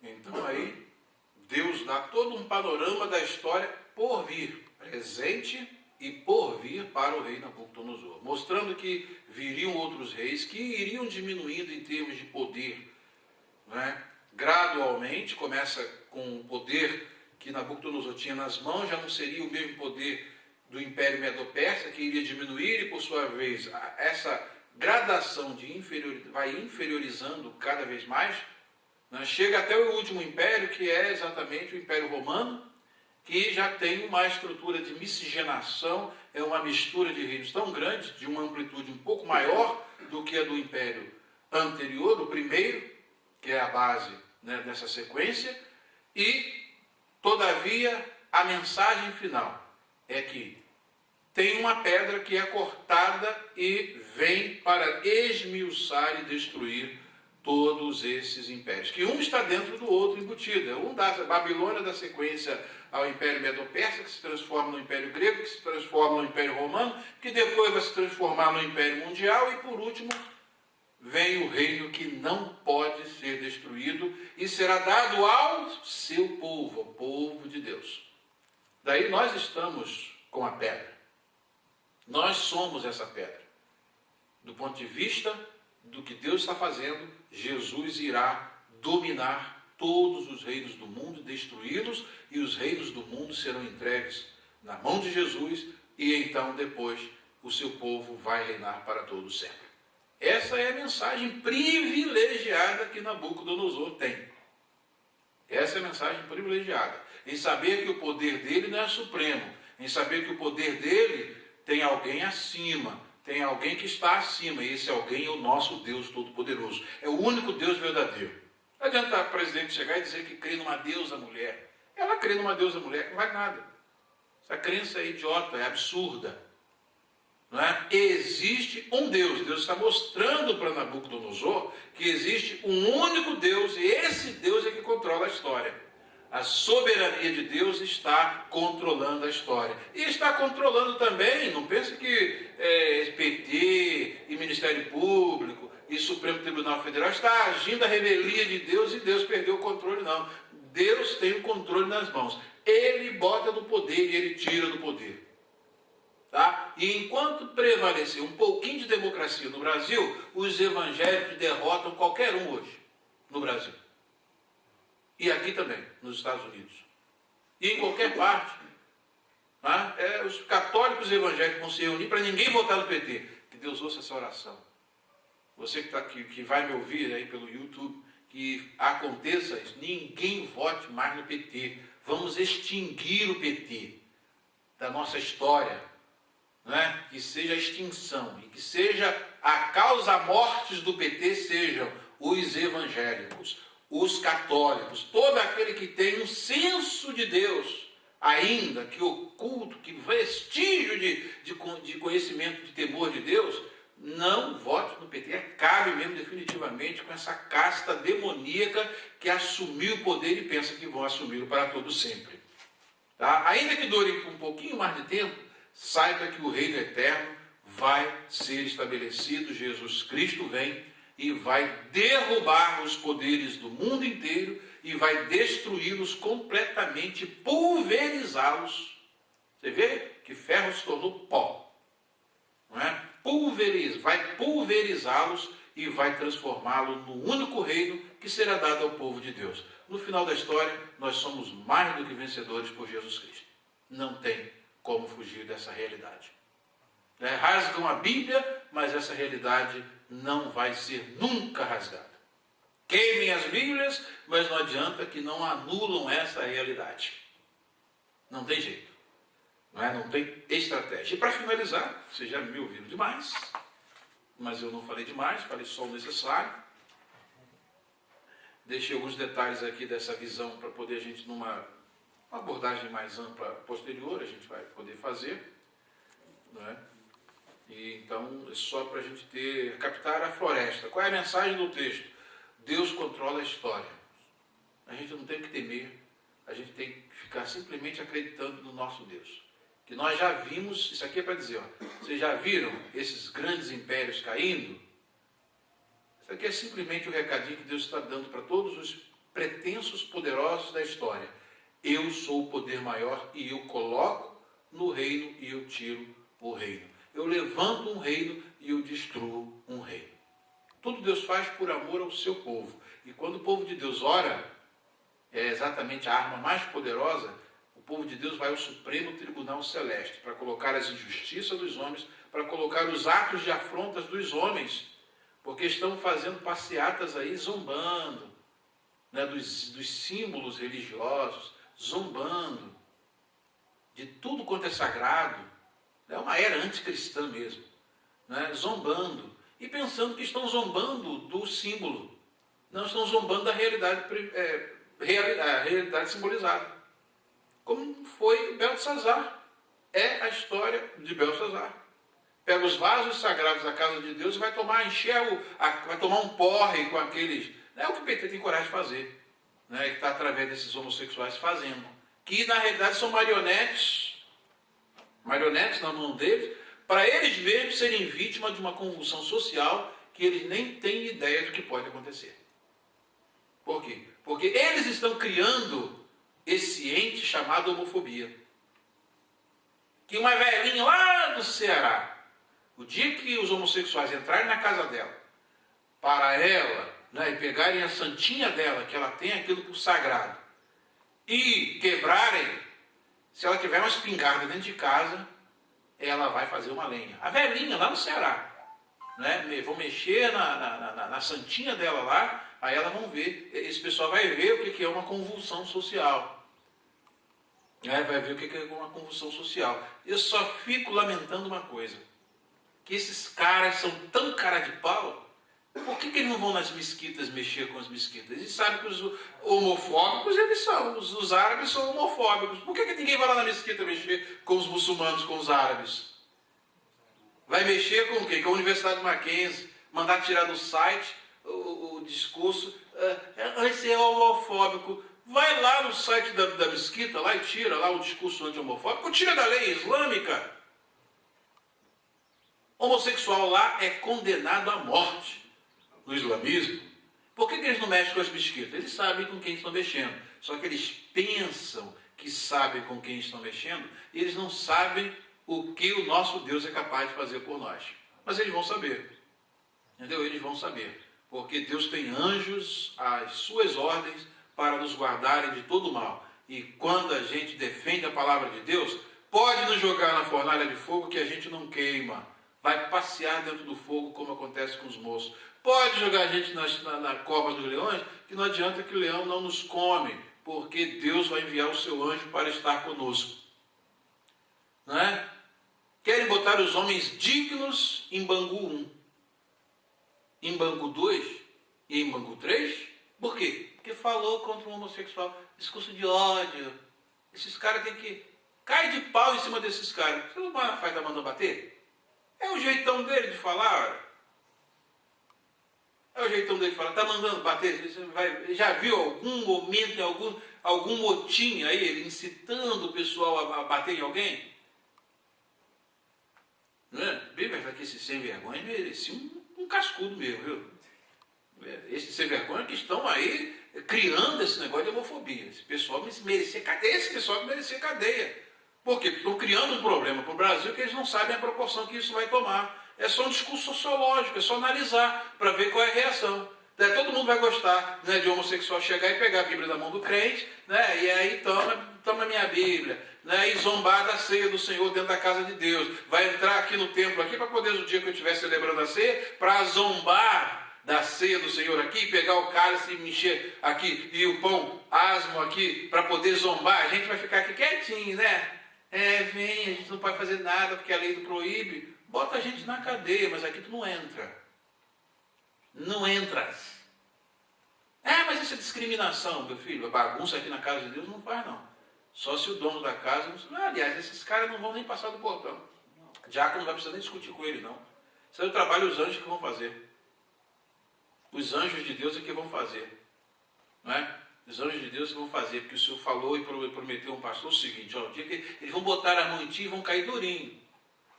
Vão levantar a mão contra ti e vão cair duros. E eu estou doido que isso aconteça. Se eu sou homem de Deus, meu filho, se eu sou homem de Deus, então, meu filho, caia fogo do céu e consuma ti. Mas não sabia nem do que espírito sois. Dependendo da época e da situação, Deus mata Herodes comido de bicho. Porque arranca a cabeça de um homem de Deus. No Novo Testamento. Deus mata Ananias e Safira dentro do templo porque mentiu. Deus não é um Deus de um boneco, um fantoche, conforme o pessoal pensa. Deus é. E o pessoal está precisando conhecer Deus, não está? Já chegou a hora. Esse pessoal precisa conhecer Deus. E é a hora que eu acho que Deus está dando um sonho para poder ver se desperta esse pessoal para a realidade. Não é? Porque enquanto eles pensam que Deus é uma utopia, né? Ou tem as suas mais absurdas concepções, né, de que Deus é uma deusa mulher, ou sei lá o que eles querem fazer, estão privilegiando quem não merece nenhum privilégio, igual aos reis de Israel que fizeram isso, dos mais baixos, colocaram nas posições mais sublimes e elevadas, até que veio o juízo de Deus. Se Deus não poupou o seu povo, vai poupar esse povo que não teme a Deus? Eles estão sendo como ovelhas para o matador. Pior que são bodes para o matador, que nem ovelhas são. Se fossem ovelhas, se tiver ovelha dentro desse meio aí, por certo vão largar essa vida homossexual, vão largar essa vida de prepotente do Ministério Público, do Supremo Tribunal Federal, e essa prepotência toda vai acabar de joelho diante do nosso Deus Todo-Poderoso. Esta é a mensagem que a igreja tem para pregar nesse tempo. E a última pergunta, eles vão pegar um xaropinho de 1h30 no YouTube. Um xaropinho, né? Quais os cargos de honra que o rei Nabucodonosor deu a Daniel e o que Daniel pediu ao rei para os seus 3 amigos? Nada melhor do que ser honrado na hora certa, e o rei reconheceu. Finalizando então os últimos versículos, 46 a 49. Então o rei Nabucodonosor se inclinou e se prostrou rosto em terra perante Daniel. Ordenou que lhe fizessem oferta de manjares. O poderoso fez isso? Suaves perfumes. Não é? O poderoso fez isso? Pedro Poderoso vai acabar de joelho diante do homem de Deus? É assim que Deus faz. Deus humilha os exaltados e exalta os humildes. Isso é uma lei, não adianta. Né? Deus humilha os exaltados, os prepotentes, e exalta os humildes. Quem estava condenado à morte, olha a próxima condenação que Deus dá para eles. Os caras que eram bons vão se tornar melhores ainda. Vejam só o que o rei faz. Agora o rei dá uma crise de bom senso. Dá uma crise de bom senso. Aqui também o senso divinitatis e o semi-religiones aqui, né? Já começa a achar que Daniel é divino. Ele ainda está dentro da cosmovisão pagã. Né? E Daniel ainda tem misericórdia dele. Não faz igual o João quase que fez a mesma coisa com um anjo que revelou para ele, né, o Apocalipse. Né, se prostrou depois de tanta revelação. Ele: não se faça tal coisa, eu sou seu conservo daqueles que servem o Senhor Jesus. Não, peraí, não tem nada. E aqui ele ainda teve misericórdia, também foi ajoelhar diante de Paulo. Né? Não, peraí, nós somos homens, rasgaram. Não, somos homens, não somos deuses, não. É o Espírito de Deus que está em nós. Até vocês entenderem isso, pagãos. Já tem. A revelação é progressiva. Devagar, é dose homeopática. Capítulo 1, capítulo 2, capítulo 3, no 4 o homem vai chegar. Depois que ele vai comer capim, que acho que Deus, agora eu oro para Deus não dar nem essa misericórdia a esses prepotentes que estão por aí. Nem dá a chance deles comerem capim, que é o que eles merecem. Igual o Nabucodonosor foi comer capim. Comer capim. Prossegue. Disse o rei a Daniel: certamente o vosso Deus é o Deus dos deuses. O Deus dos deuses. Ele ainda tem a concepção dos deuses ainda. Percebe? Devagarinho ele vai se convertendo. E o Senhor dos reis, e o revelador de mistérios, pois pudeste revelar este mistério. Viu o contraste? O Senhor dos reis é o rei dos reis. Ele, o Senhor, é o rei dos reis. Ele é rei de reis. Então o rei engrandeceu a Daniel e lhe deu muitos e grandes presentes. E o pôs por governador de toda a província da Babilônia, como também o fez chefe supremo de todos os sábios da Babilônia. Olha, aí os sábios que queriam essa chance, jogaram sujo com Daniel, quase arrumaram uma encrenca para Daniel. Aí Daniel vai resolver o problema, e eles já tiveram por despojo as suas próprias vidas e das suas famílias, e por outro lado ainda recebem a oportunidade de serem chefiados pelo chefe supremo do governo, que agora é o primeiro-ministro do Império Babilônico, Daniel. Quem é bom, não adianta, gente. Não adianta lutar contra quem é bom, não. E quem está no projeto de Deus não tem jeito, não. É perder tempo. A pedido de Daniel, constituiu o rei a Sadraque, Mesaque e Abednego sobre os negócios da província da Babilônia. Daniel, porém, permaneceu na corte do rei. Então, essa é a lição que a gente aprende no capítulo 2 e espero que muita gente aprenda com essa lição. É uma lição que mostra que Deus está no controle da história, que os poderosos têm o seu poder limitado, eles são poderosos entre aspas. Toda autoridade no mundo é delegada e quem dá, tira. Mas tira como? Eles pensam que nunca vão perder o poder. Eles saem de uma forma ou de outra. Nabucodonosor, Deus teve misericórdia com ele, trabalhou na vida dele, conforme nós vamos continuar estudando. Já o filho dele não teve essa chance. Quando zombou de Deus, quando pegou os vasos sagrados da casa de Deus e fez orgia com eles, Deus naquela noite escreveu na parede, acabou. Sua chance terminou. E diz o texto que naquela mesma noite morreu Beltesazar. Então que a mão de Deus, conforme eu disse, esteja na parede, para exterminar da face do Brasil esse tal de PT, essa praga, né, juntamente com todos os seus aliados, os advogados do PT, que é o Ministério Público, que expulsou Júlio Severo do Brasil, não é? Que por causa de que qual o crime do Júlio Severo? Eu não quero que meus filhos sejam educados nessas escolas públicas, onde eles estão querendo jogar kit gay, mas não sei o que. Eu quero educar meus filhos em casa. O crime dele é homofóbico. Né? Escreve que os homossexuais, isso não é doença, precisa de arrependimento para ser salvo. Pronto, perseguiram até que ele foi expulso do Brasil. Isso aí o Brasil precisa saber. E não sabe. Foi expulso do Brasil, tem que ficar perambulando aí pelo mundo, porque ele deixou de ser cidadão do Brasil, porque o Brasil não quer um homem que vai pagar o governo para não fazer nenhum favor para ele. E quem paga os funcionários públicos são os brasileiros. Eu estou falando, ele está pagando o salário da professora, mas não quer dar trabalho à professora, e ela vai continuar recebendo, porque ele vai continuar pagando imposto. Vocês não veem assim, o Estado como é hoje, é tão maquiavélico, tão demoníaco, que se acha no direito de ditar o que você tem que fazer dentro da sua casa. Quer construir e modelar a sociedade à moda deles. Só que se deram mal. E vão se dar mal. O Júlio Severo saiu do Brasil. Não é? Saiu do Brasil. E, no entanto, continua falando, continua silenciando. O PayPal aí arrumou uma encrenca com ele, não quis pagar mais nessa raça, essa casta maligna está espalhada no mundo todo. Não quis pagar mais as ajudas que davam para ele, para poder se sustentar. Né? Criaram um bloqueio na conta para ele não receber mais ajuda. Esse pessoal é maligno, gente. Nós estamos no meio de um império demoníaco. O mundo está nas mãos do maligno, no colo do maligno.